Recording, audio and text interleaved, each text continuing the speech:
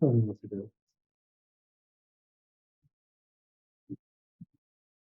Oh, ready to go? Well, we start, can you go down and print the email that had the email train of?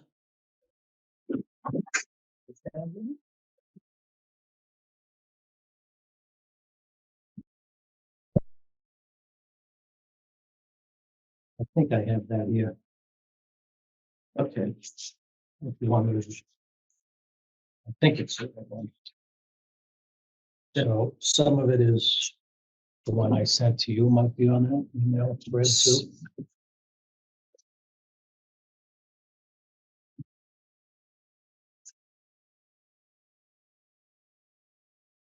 why don't you get the one I sent you? And we can just do the filler while we're waiting. Okay, so commitments. We have. Just check and see if anybody else is on. Doesn't look like anybody else is on. Okay. Two of them, 24-25 for $7,705.40 for a real estate transaction. And the other one is 24-21 and 24-22 for $2,201.20. These are bills that will be sent for payment due, both for real estate transactions that were put in the last commitment. Make a motion to accept both of them. Second that? All in favor? Aye. Aye. Next, we have update from superintendent. Okay, some of the things that have happened recently, a while back, we had new wells dug for us for anticipation of the leaching fields over at the transfer station to be tested. And as a result of that, we were afraid they'd get damaged again, so the guys put some bollards around them to protect them, so that happened just recently. I'm working on getting a contractor in to fill up our diesel tanks for the generators during regular and storm emergencies. Having a little trouble finding someone right now, but I should have that settled out within the next week.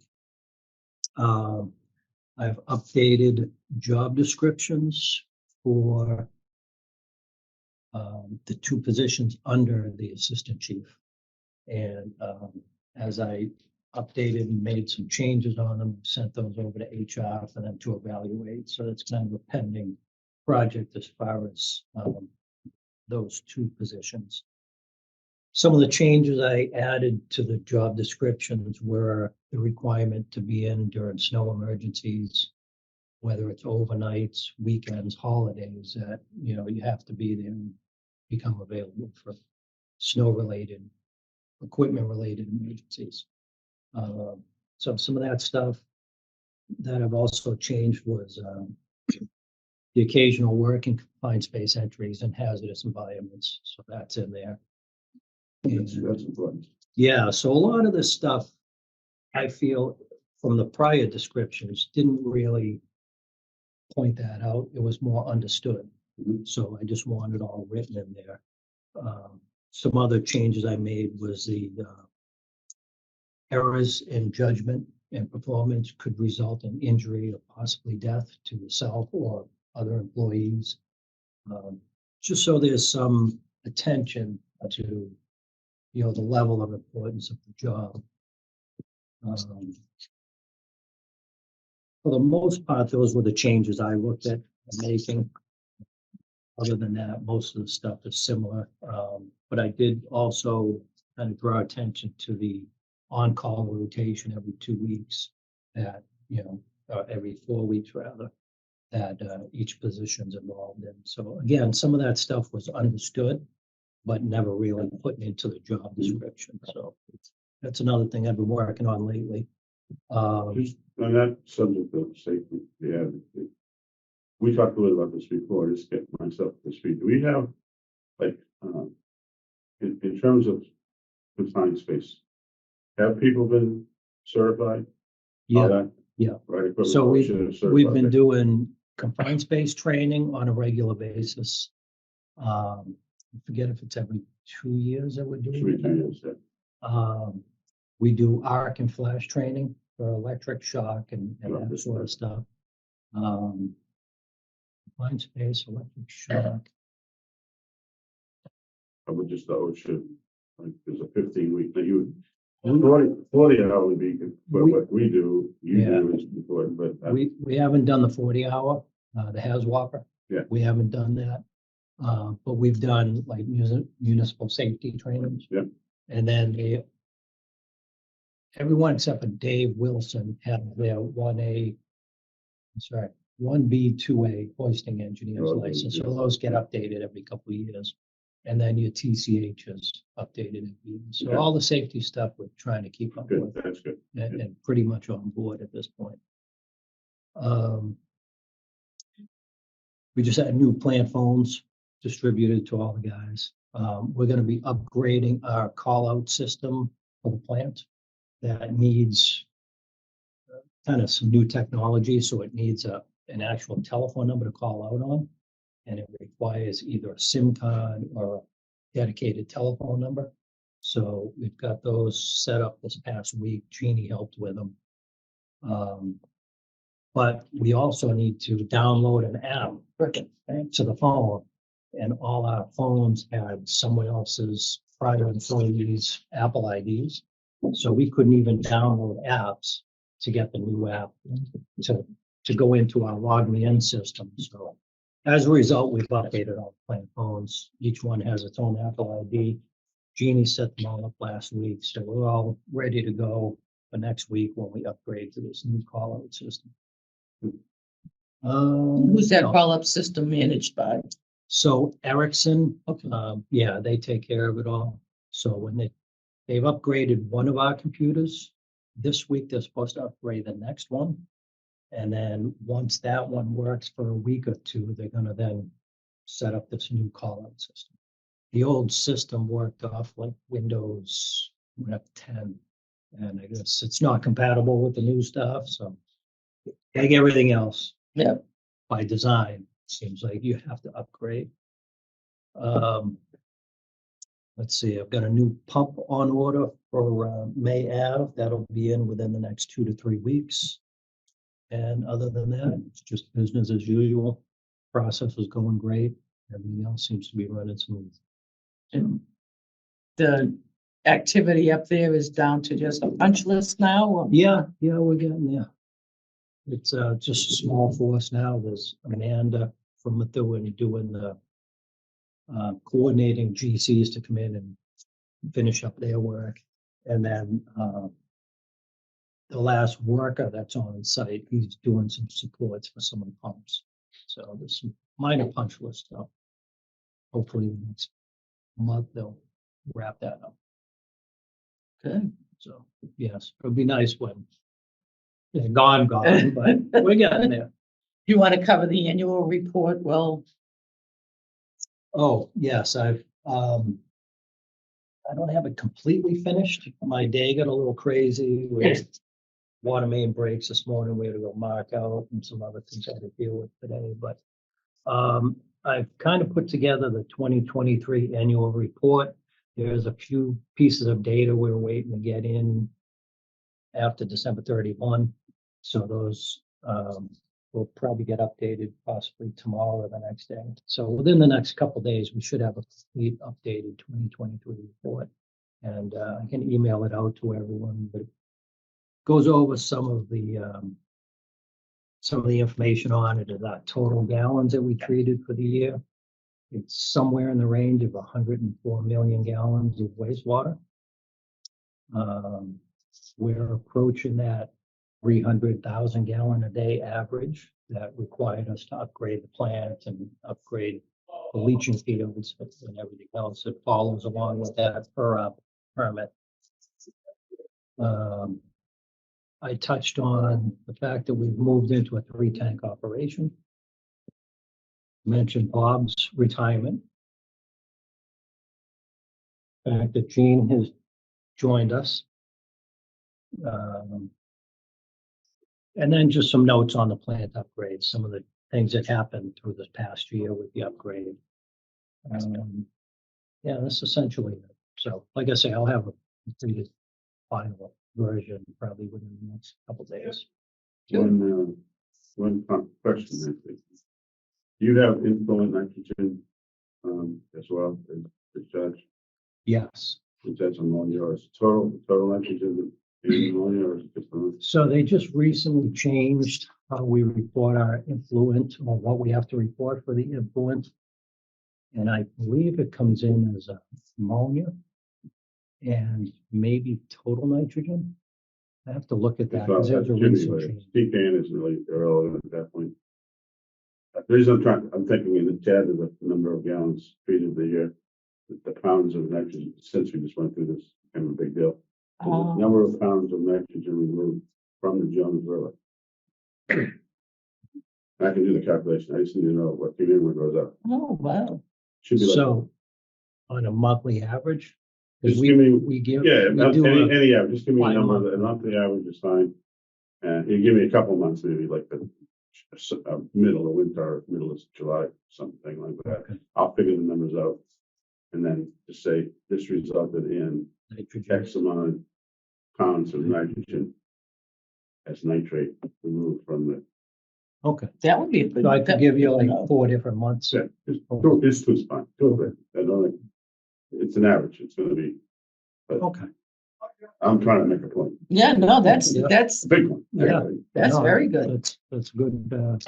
So what I had done was basically pulled up some of the previous years reports and just try to mimic, where it's been in the past. That's an interesting look at it. That'd be interesting. Yeah, I didn't know you could do that. You bet. With the right With the people, and right the right people, tools, you yes. can do You're anything. right. We have the technology. I'm gonna use this thing, I wanna bang it all over. So I think that covers everything. We had a couple crazy power outages and windstorms recently that we've had generators run on a 24-hour basis, but we're back on normal power again, and things have been pretty quiet over the holidays. So Wow, so- Yeah, it really was. So we'll segue into you, Brian, Okay, for your updates. have we met since we had the onsite with the contractors? No. Okay. We can double check. So we had the onsite kickoff for the contractors. There were about 15, 18 contractors represented there. About 38 that took out plans and specs, and I think that 15 represented pretty much all of them, where this goes. It was a good meeting on site, good questions. And an addendum to the RFP will be going out. I talked to Ben this morning, and they're still compiling some things. There's been a lot of questions that have come up. You've seen emails between us dealing with time of operation, time of construction. I verified with the police department that the laws that we act under in this town, which especially 330 out of 351 towns have the same. It's 7 to 7, including Saturdays, not Sundays.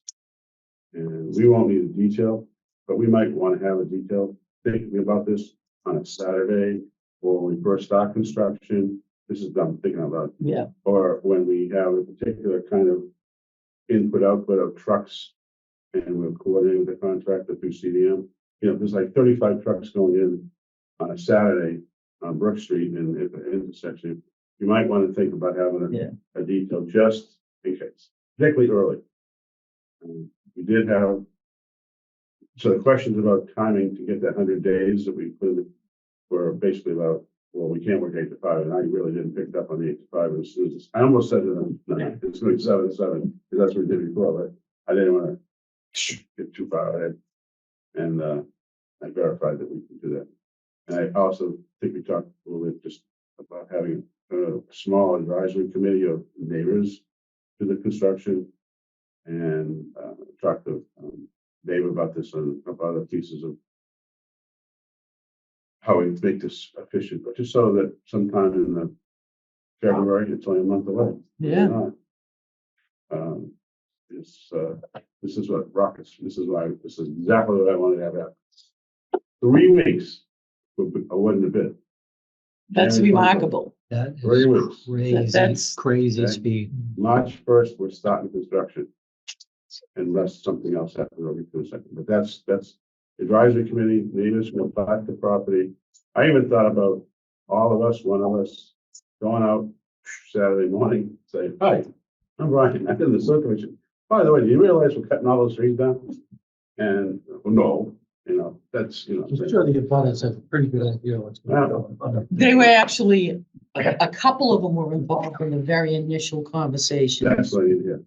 with the tree line. Yep. And based on the makeup of the lot of land, the best they could do, I believe, do you know what the setback is now? Yeah, it's about 100 feet. Yeah, okay. Okay. That's what we had told them way back when, that the best we could do was give them the 100-foot. Exactly the point. If you can remember or find their names, whatever, I think what I like to do is give them a call. Mhm. See if they still live there. For my sake, I'm getting out of here. Just give them a call and say, we'd like to have a couple of people, we're gonna about this, be an advisory committee to meet with us before we start construction.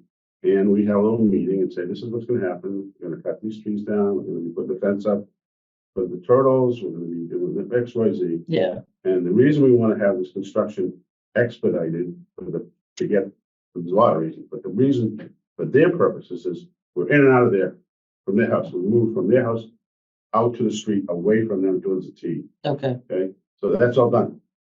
And the farther we get away, the less noise, the less, and if we're going to be done, the way I see it, we'll be done by around June 1st, operating half the facility. And when they start coming out to use their backyards and things, we'll be away from them. And we might be able to, that's also, I mean, they probably stopped doing Saturdays. So they want to rush to get this intensive piece of work done, and then they got another 170 days to do the rest of it. oh, okay, It's 270 days, but they have 100 days to get half of it done. okay, Plus, the main thing is the pipe. So all the pipes in, all that's done, half the field's done, and then they can just take their time. Work, work 8 to 5, whatever they have to get done by a certain date, but the rush is to get it done. So we're not using the field we're done. yeah, That's all behind us. And nothing, the bollards aren't necessary anymore, all that stuff done. So that's where we are. Now, one piece of ink is, dealing with natural heritage. I think I told you we went and had a very good meeting with conservation. They said, take the whole parcel. Unfortunately, as I mentioned, Article 97, because it had changed from town only to conservation, it goes into Article 97. You can't take a parcel that's in Article 97 and use it for an Article 97 trade-off. It's like, you already have made this restriction on the property. So you can't use it to offset the take of boxtrot habitat. okay, Okay, so the option, and we've had 2 meetings last week on this. We're gonna buy it. We're gonna buy land somewhere, and it's gonna cost us. This will all be go into the bid, into the SRF payoff, at the end of this whole thing. But at around $40,000, will buy us the entire. Instead of that little piece we had originally. Here's the field. The whole parcel's way up here. We were gonna take this little piece here. yes, We're gonna now straighten it right out. So this whole thing will be cut. This will be the temporary stockpile. It'll come to revegetate back. Like this will, but this is gonna be mowed every year. This will go back to being trees, whatever. We'll deal with that. So what we end up with 4 to 5 acres of storage, which makes the price of hauling stuff out Transportation. even lower, because now we're not picking and choosing what has to go out. The contractor means anything that they want to store there can be in that site. oh, good, So it just makes it better. And for $40,000 roughly, we say 2 million, $1.5 million, whatever. So that's the important piece. So, and it also, more importantly than that, all the document that we've already recorded has very little change to it. The only change will be this, what I just talked about. The document as recorded will have to be amended slightly, but earlier with this other, we had to do a survey, we had to do a bunch of other stuff. okay, And now it goes away and we're off and running. So that's that critical piece is gone. Last part of this is the turtle habitat sweep we did. John Crane and I did the sweep. He did 2 more days after I showed him the lay of the land where we were working with his dog. We found zero evidence of turtle ever being there. The report I've submitted to National Heritage, it's a draft. And they are seriously considering accepting that report, which we did first week of December, first week of December. And what that does on the schedule is, because turtle habitat, according to Natural Heritage, they pick a date. April 1st, I think, was a date when turtles all of a sudden wake up from their hibernation and start wandering around. That's how regulators do things.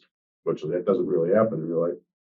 And they also go to bed at November 15th. Well, so I know that doesn't happen, particularly farther south you go, the warmer it is, and it's a warm habitat. Turtles don't go to sleep. They wander around looking for a place to hibernate, but they kind of keep moving around. If it's a sunny day, they sit out there and they look at the sun and do what turtles do. And then if we have a little bit of snow, and so they'll find out a nook to fold into, and they'll stay there. And when the sun comes back out, it's raining, it's 55 degrees, they go, oh, it's time to keep cruising around. As long as they can find something to eat, they'll keep cruising around and they won't hibernate at all. They don't have to. So, because we did that on December 1st, 2nd, 3rd, and we missed the window of November 15th by 2 weeks, and we're pretty much explaining how the dog is so much more efficient than people. Actually, I'm just seriously looking at accepting that. So what this means for the construction is that we can go in March 1st. We don't have to wait for them to wake up because we know there's nothing there. Okay. Okay, pretty good. Contract on March 1st, put the fence in. Survey goes out, finds the boundaries of the property. And the first thing they do, they start putting the fence up, they start bringing their equipment in, but they put the turtle fence in on the line that's shown on this plan. And we'll bring the dog out again just to see if we wake anybody up. Okay, or they happen to go through a log or a tree, something happens to have a turtle under it, we'll have a permit to relocate that turtle outside the fence. But we start March 1st, not April 1st. So we gain a whole month of putzing around, waiting for the turtles to wake up and do it. Oh, wow. That's very good. So this is all good stuff. Yeah, time is money. Time is money. Can I ask you a question? Did anyone look into maybe putting a temporary access road off of Marion Drive across our easement Well, onto Indian Pond? we did. I did, and ran by TDM, and the contractor's going to look at it. That came up as one of the questions. I said, here's the problem. First of all, you got to get access and have, Barry O'Donnell or the T. The T's never going to let you use. Well, don't we own that road? No. Marion Drive now? The T gave it over to us, the town? Yeah, we own. How far up do we own? All the way to Cotton Beach Drive? Well, it ends at the T. So you have to go across the entire T property to get to us. So the T is the Okay, T. so that Marion Drive's makes over sense. here. The cul-de-sac at the end of the T, which Right. stops way over here. So, but what we looked at is actually Elaine brought this up, talking to Mayor O'Donnell, coming in this way. Well, again, the T or her property, Right. there's all this dirt road and bumpy road and stuff. But the elevation between here and here is like the shortest elevation is 60 feet. It's 80 feet depending where you go. So if we went anywhere here, 60, 80 feet, and in order to have a road at a slope would have to be no greater than 3%. The road would end up being out here. Okay, all right, no, I got you. It's just good. But I always knew that we have an access up Marion Drive, across the T property, an easement. That's how we're getting our pipes back and forth. And then we've got a pipe run that's going Right. up onto it. So I was thinking, well, that section that we're clearing out and putting pipes in. But that's, do you have a plan to show me that is? Is that related to? It's right next to the condos that they built, right? Is that the area you're talking about? So where those condos end, Yeah. actually, I think there's another one on the other side. There was only there was an old fire easement. Yes, that's, Which yes, they took out. Fire easement goes to Indian Pond States. I know what that is. Yes. Yeah. there's a Yeah. breakaway. Right at the bend in the road? Yeah. Yeah. Yep. If you keep going through the T station up, there's a, up the little yeah, hill, that's where our light inspector. yeah. Yeah. But it's getting across the T. See, we know right to T will not let you go across the property with trucks like this. It almost seemed like that connected right to Marion Drive. It connects if I'm to not mistaken. Marion Drive, Marion Drive. connects to through- Country Club Way. Country Yeah, Club. yeah. There was a gate there. Yes, And it was yes, taken out because the fire department didn't need it anymore. And they put grass in it, but it still exists. I mean, if you go right next to a condo. yeah, It's right on, exactly. right up against the property. Yeah, I see, mean, that would alleviate some of the stress on Indian Pond Estates for us coming through. Although This they're is putting Indian trucks Pond on right there. here. I mean, Anyway, this is Indian Pond. This is where the Yeah. breakaway thing. This is where Marion Drive was. This is all her property. So that's where you're talking about. We're over here. Yeah, yeah, right up through. Yeah. Here. Yeah. but that's all her property? This is all her property. All the way up here. That's all her. This property. is a T though. That's a T. Yeah, this is all her. Where the road ends right We don't there. want to come in over here. And We you want come to straight. come in through here and get up on corner. that road and come in this way. But that's why I'm not, there's no road here on the T. It's just- Not along Yeah. this way, but if you popped up into Onto this road, which we're gonna. Country Club Way. The first 300 or 400 feet is gonna be off the side of the road. Right. And that's gonna drop into the road to get up here because of the slope and the elevations.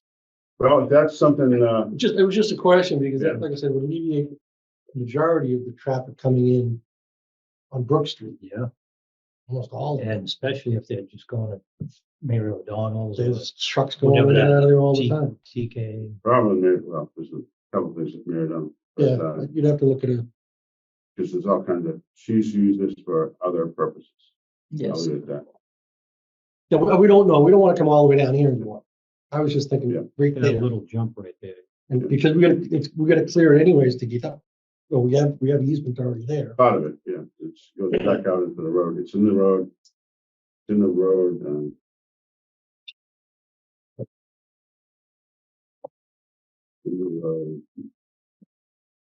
At the beginning. Yeah, there's another Then view it goes somewhere into that the- shows the Yeah, actual. it goes into the- Yeah, is that it right there? yeah, that's it right there. Oh, okay, yeah, that little jump.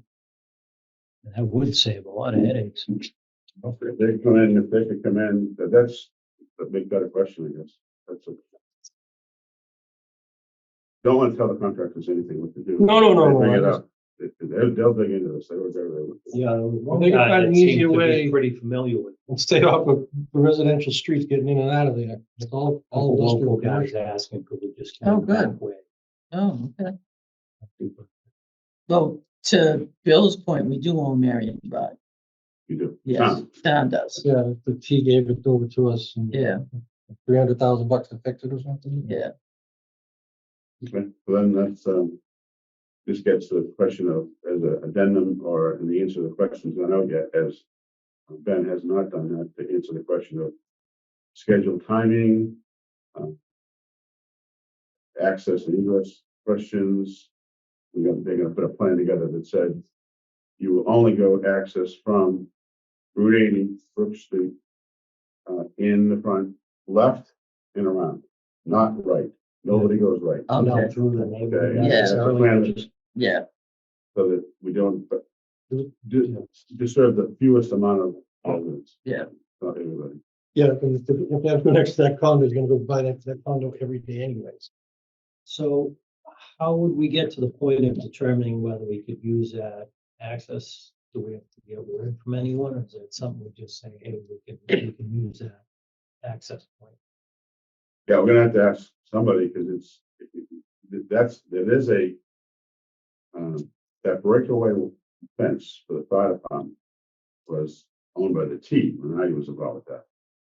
So if That there's would an make sense. extension of Marion Drive goes to that point, I don't know that it does. There's definitely an easement there for the town. And I don't know, you said the town abandoned it for the fire department for whatever reason. yeah.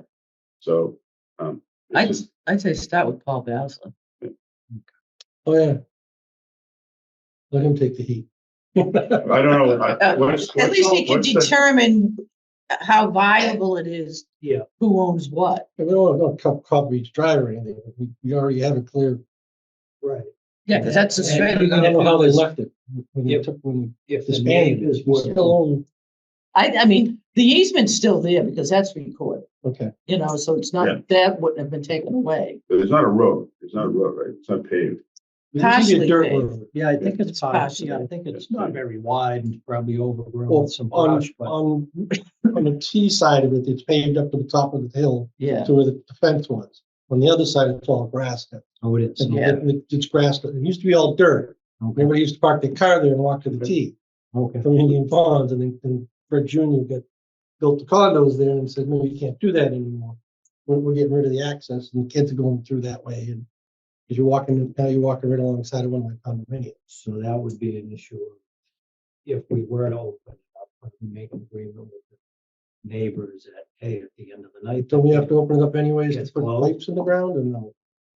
At that point, types They of, would definitely be working in that area somewhere, specifically where they pick up on it, I'm not sure. Yeah, the only place that they're tying in is that force main that comes up into the plant, into the field, right? They probably pick it up as it gets onto Country Club Way, I imagine. That's shown actually. Hmm. Oh, I see the, yeah, right here. it's really not our place to pick it apart. The engineers can do that. but We- they we should, Talk to Paul about it. so- yeah, good discussion on alternatives. If they're viable So or not. this hadn't come up before, that's, Definitely alleviate some of the traffic. yeah, that would be perfect, Yeah. that one, the more I think about it, it would be perfect, because it shows them. Thinking about it. Unless they have a gripe to putting pipes in the ground, and you're gonna be driving heavy trucks over Yeah, that. Yeah, they're all rated for highway traffic, I would think, you know, that it shouldn't be. Well, I don't know about that, well, that depends, so there's the curve on Indian Pond. Mhm. Okay, here's the force main, and this is the tie-in. That, if that and the access easement are the same place, I don't know that they are, that looks like it is. So the force main goes up to the field this way somehow, right? Comes from the plant this way, Yeah, I think it Goes actually around, heads yeah. down. but, so now we're gonna tie in, and there'll be a valve arrangement here to bypass, so they'll still go to the field. They'll one in the golf course, if we ever need it, but this is gonna be the tie-in. So this will be, Yeah, I'm almost gonna take a guess that where we come in and we hit Country Club way up in this area here, we're not near that access for the fire department. We're I beyond. think you might be Because- sidestepped Because from it. we're not our pipes don't run underneath that. So realistically, it's even further away from the condos than it was, okay, so the that we would anticipate. You have to take a peek and see exactly. difficulty of this is not the easement, is we wouldn't want to be driving on an easement that's only 20 feet wide with trucks that are here. Again, yeah. So but putting it out there is, yeah, you figure it out. That's Yeah. what we have, that's a good, they can take a temporary easement one side with trucks going up and in and out. But I'll mention this to It Ben does have a tomorrow. little bit of a slope up and a Okay. slope down. We have to take that out. So this hasn't come up then, obviously, and Just, No. there's nothing on here, I mean, So if you feel comfortable, we can meet out there and kind of look exactly Yeah. where it's gonna go and see how it lines up with our air relief valves. I'm gonna call Ben tomorrow, And see what he's already done. Maybe they've already done an investigation of this and figure out you can or can't do it. At least that we know they did it. If it hasn't been brought up, put it on the table, take a look at this. And go from there.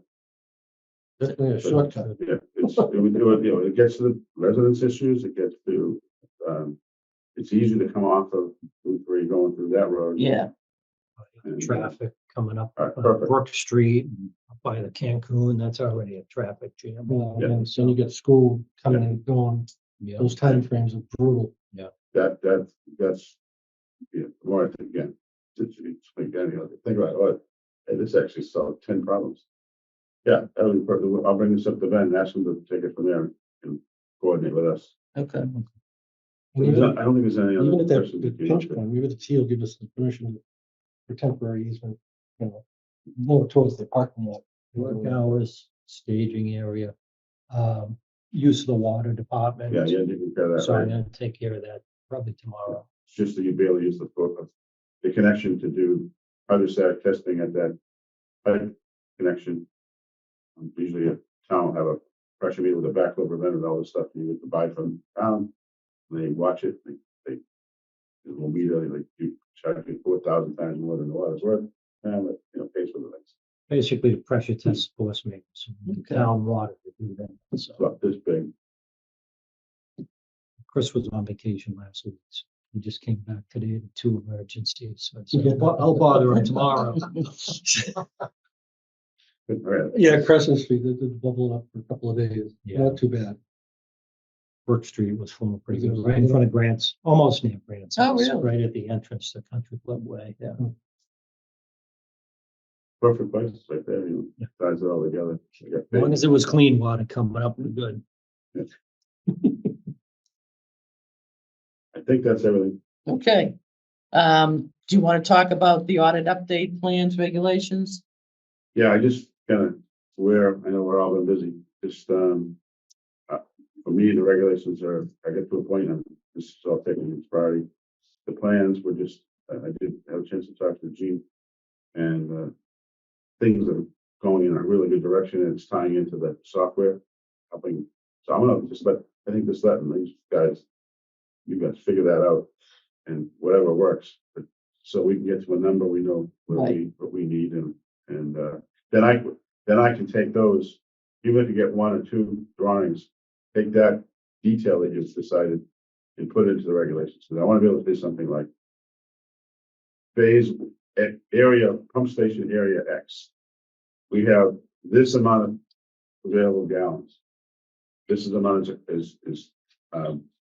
is acquired and used. This is the amount left, and it gives us a number of what's the betterment that's worth. What's those kind of numbers that we need to plug in, and just once we establish a uniform number, it solves a bunch of questions. And I can answer that. Unless you're on this list, you have no right to anything more than that amount of gallons per lot. Yeah. Whatever the zoning is at the time, it's not 300,000 gallons. It's 25. It's 110 times 3 bedrooms. It's 15 times the number of seats you have in the restaurant. You can build whatever it is that you have, or you want to expand your restaurant. It's whatever that number is. Title V ties into it. Everything ties into it, and legally we're fixed. Sounds good to me. Okay. That's what I want to make sure that we're just going to, because I'd like to get that done in February. Yeah. Once the construction starts, that's the next thing. Okay. Staff reclassification, that, the email that I asked Jeannie to get, I had the conversation with, town administrator and HR director. And based on an email that showed the classification for Dave came in actually at a grade 14, which is the same grade level as the police and fire chiefs. So,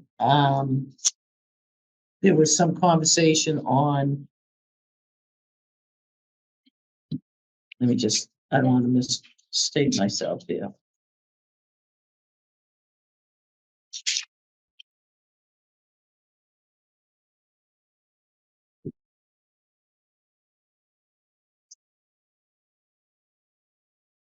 It's being discussed, the level of responsibility, if that really does equal the same as the police and fire chief. Right now, the position is a grade 12. The highway superintendent, the finance director, a few other positions in town are 13s. The only one that is a 14 are the chiefs, the police and fire chiefs. So this is to discuss where the discussion evolved around possibly having that position be a 13 in line with the highway superintendent in those positions. And my comment was I would discuss it with the commissioners, and a 13 might be agreeable. depending on the step that he would fall in. So wage and personnel, is meeting in a couple of weeks, and the HR director stated that based on the contract, not the contract, I'm sorry, the bylaw, that for such a reclassification, it falls in line with the regulations for a promotion. And a promotion says that at a minimum, it's a 5% increase. 5% increase would put the position that Dave in the current position at a step 3. And that is our conversation. Dave's been here for 10 years. If we feel that a step 3 is appropriate for his years of service and the level of complexity of the job, that in fact the town's process shows should be a 14. So it's a matter of, one, if we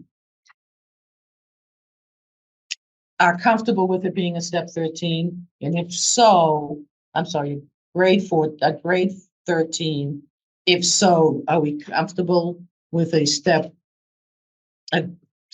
3, or do we think he should be higher based on the years of service? I would say, I believe that and this is the chart in here shows who's currently at the step 13, which is, like I said, finance director, highway superintendent. That's what I'm looking at. Is that in this message? It's in this one, at the back of the email. Could be in this one, yeah. Second to last page. Yeah. Yeah, No, it's in the packet. it's in the back, yes. Wage and personnel bylaw? Yeah. Oh, yeah. All right. No. Schedule B, you look at? Yeah, he'd be Schedule D. So grade 14 starts at 141,278. Yep. Grade 13 starts at 97,120. And they going with the promotion would need to be 5% or more, would get him to a step 3, which would be 104. And Do we have the option of recommending my email, 14? Or we can't go there. The grade 14? a grade 14 would make him in line with the police and fire chief and not in line with highway superintendent or Okay, anything. I got you. Yeah, that explains why the jump is not Yeah. reflective of what 13 is. It's a Yeah, separate 13. management number. Yeah, because you got a 141, right? So Right. That explains that. But the cost of living adjustment piece that I saw in here, You think it's step 3 or maybe a 4 or 5 is more? Elaine, are you recommending instead of going to a step 3? I would go higher than a step 3. That would be my suggestion, because right now,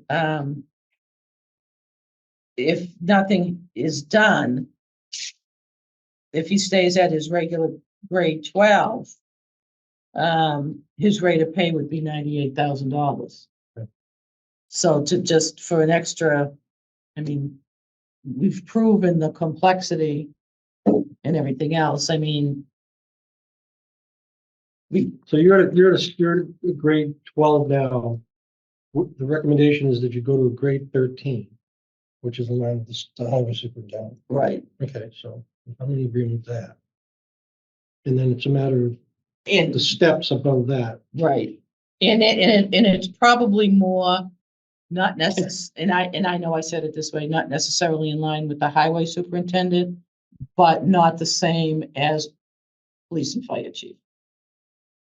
Or town administrator. Right. Yeah, okay. So So right now, you're step 12, I mean, you're grade 12, at what step? Three. Oh, add a 3 right now, existing, okay. So initially, when Bob was leaving, we were trying to upgrade the position into a higher grade. Hmm. But HR's response was, let's wait to see how these surveys that they were doing internally would pan out. And a lot of the surveys, the HR.gov surveys, they were given I don't know if you've seen them or not, but they give a grading structure. Right. So if the person doing their own survey, it was self, they were done by They had a each staff, individual yeah, person. yeah. So as you did your survey, if you oversimplified your responsibilities, no one came back to really question that. So at the time, for example, Bob and Sarah very simply stated what their responsibilities and obligations were. And after looking at them, I realized that they definitely undervalued their responsibilities.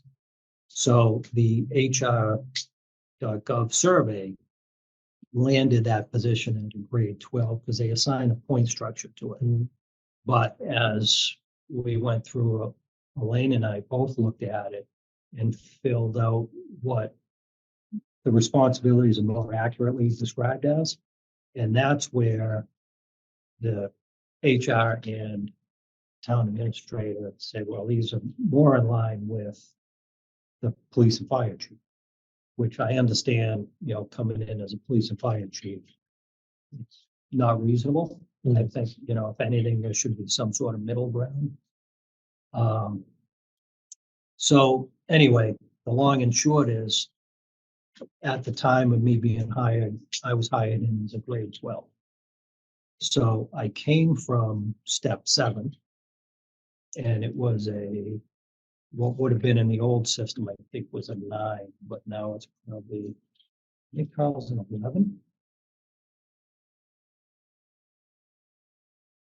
Yeah, I'm not sure, but as assistant chief, basically, when I went from assistant chief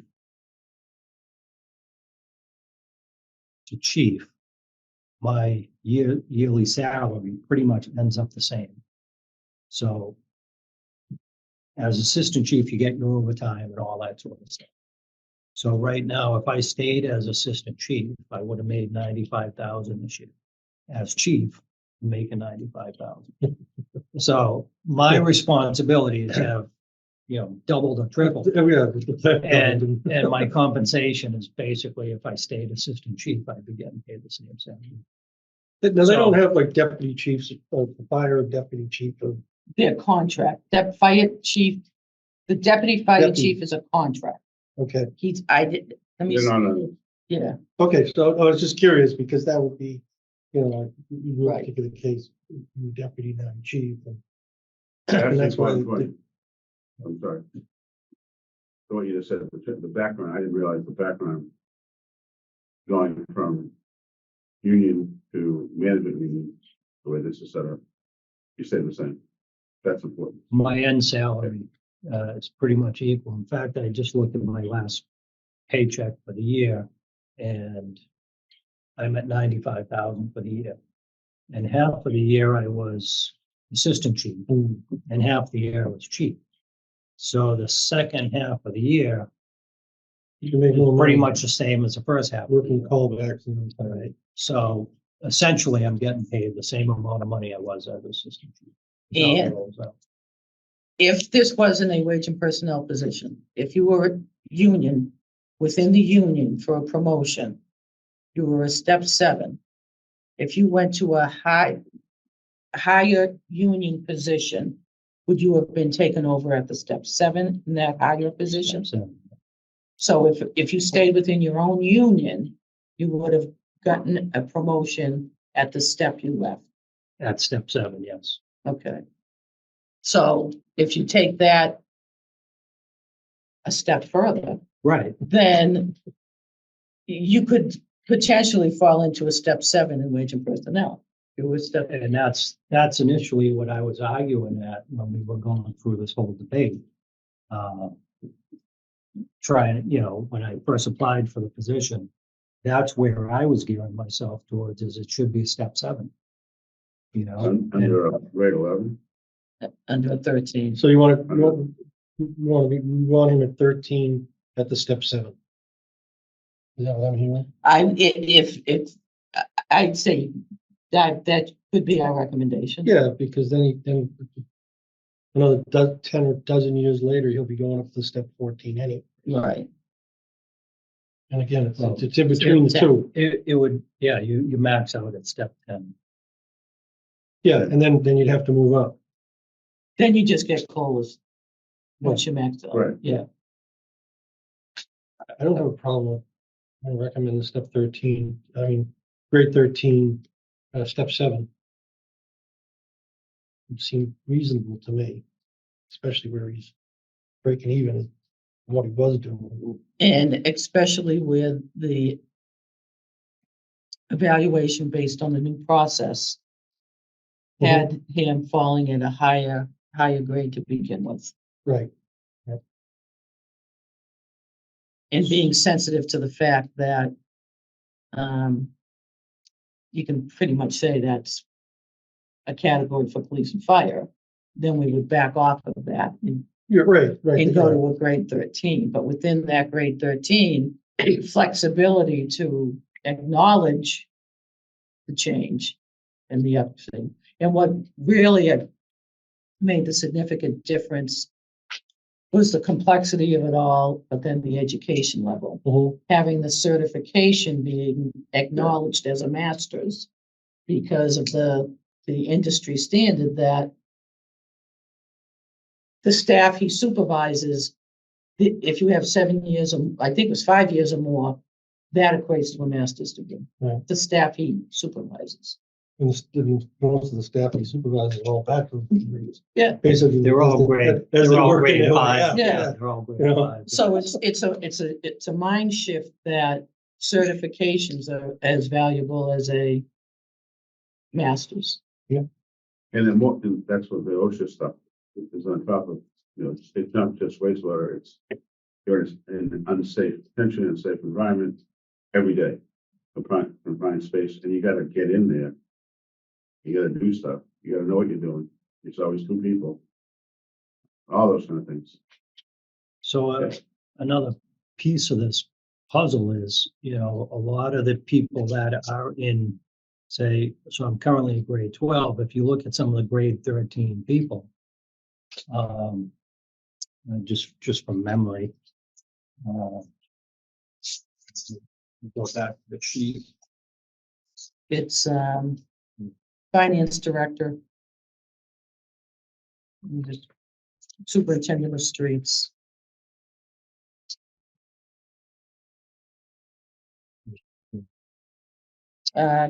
Community development director, which is Jason Silva. So there's actually, Is it the building department? yeah, Yeah, well, he's not just building, he's got everybody under him. So when you look at some of those other positions, when COVID happened, every town hall shut down, Right. so You guys had to stay where you were. we had to come in every day, Yeah. like police and fire, and we were exposed every single day to COVID in the wastewater. So here we are, kind of an emergency service, first responder level operation. You can't have the town running without water. You can't have them running without sewer or fire or police. When on the expression, you should hit the fan. Those are the 4 departments that are gonna be there every day.